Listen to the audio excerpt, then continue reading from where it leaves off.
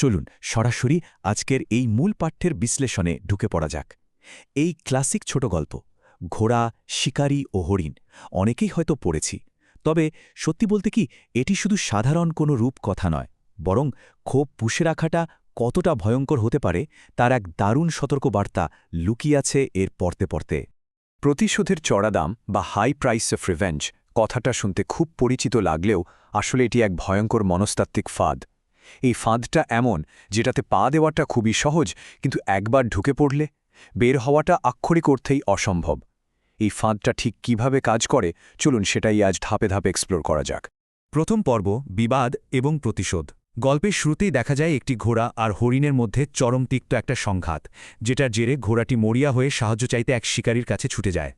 আর এখানেই চলে আসে অহংকার ও ক্রোধের বিষয়টা। মূল পাঠ্যটি খুব স্পষ্টভাবে বলছে যে এই গল্পের আসল ভিলেন কিন্তু ওই শিকারী বা হরিণ নয়, বরং এই দুটি বিপজ্জনক মনস্তাত্ত্বিক চালিকা শক্তি। প্রতিশোধ নেওয়ার নেশায় এই অহংকার আর ক্রোধ ঘোড়াটিকে এতটাই অন্ধ করে দিয়েছিল যে শিকারীর কাছে সাহায্য চাওয়ার আসল মূল্যটা আসলে কতখানি হতে পারে সেটা সে টেরই পায়নি। এরপরই আসে দ্বিতীয় পর্ব, শিকারীর নিষ্ঠুর শর্তাবলী। এখানে একটা চমৎকার কন্ট্রাস্ট আছে। শিকারী তো সাহায্য করতে রাজি হল, কিন্তু এর বিনিময়ে সে এমন কিছু সুনির্দিষ্ট আর কঠিন শারীরিক শর্ত জুড়ে দিল যা সত্যি ভাবার মতো।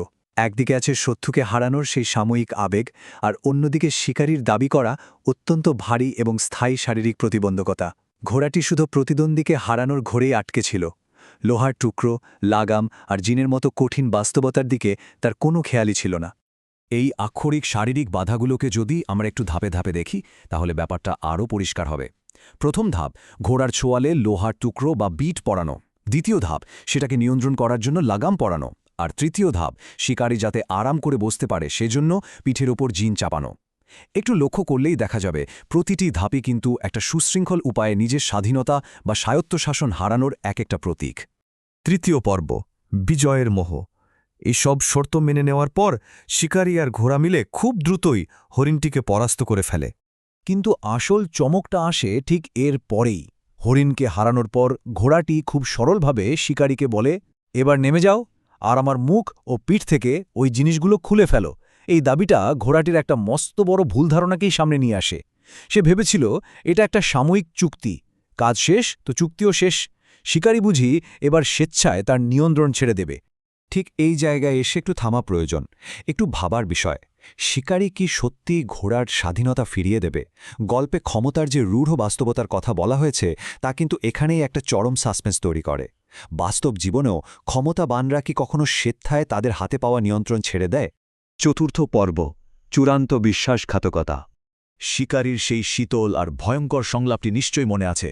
এত তাড়াতাড়ি নয় বন্ধু, আমি এখন তোমাকে লাগাম ও চাবুকের নিচে এনেছি। এই কথাটার মাধ্যমে ঘোড়াটির স্বাধীনতা চিরতরে হারিয়ে যাওয়ার বিষয়টি একেবারে সিলমোহর পেয়ে যায়। শুধুমাত্র প্রতিশোধের নেশায় সে অনির্দিষ্টকালের জন্য নিজেকে সম্পূর্ণভাবে দাসত্বের শৃঙ্খলে আবদ্ধ করে ফেলল।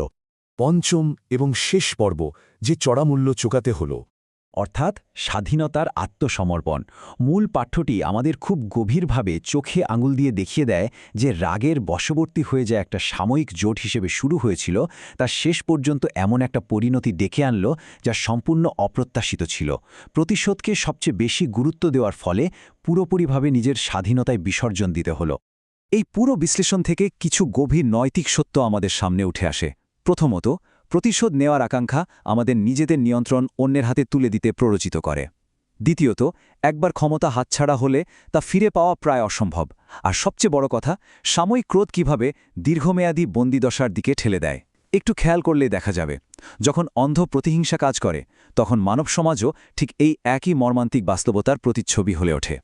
তাই শেষে সেই একটা প্রশ্ন কিন্তু থেকেই যায়, ক্রোধের মুহূর্তে আমাদের নিজেদের জীবনের লাগাম আসলে কার হাতে থাকে? একটু ভেলে রাখার মতো বিষয়, তাই না? প্রতিশোধ নেওয়ার জন্য আমরা যে চড়া মূল্যটা চোকাই সেটা হয়তো আমাদের কল্পনার চেয়েও অনেক বেশি ধ্বংসাত্মক আর অনেক বেশি স্থায়ী।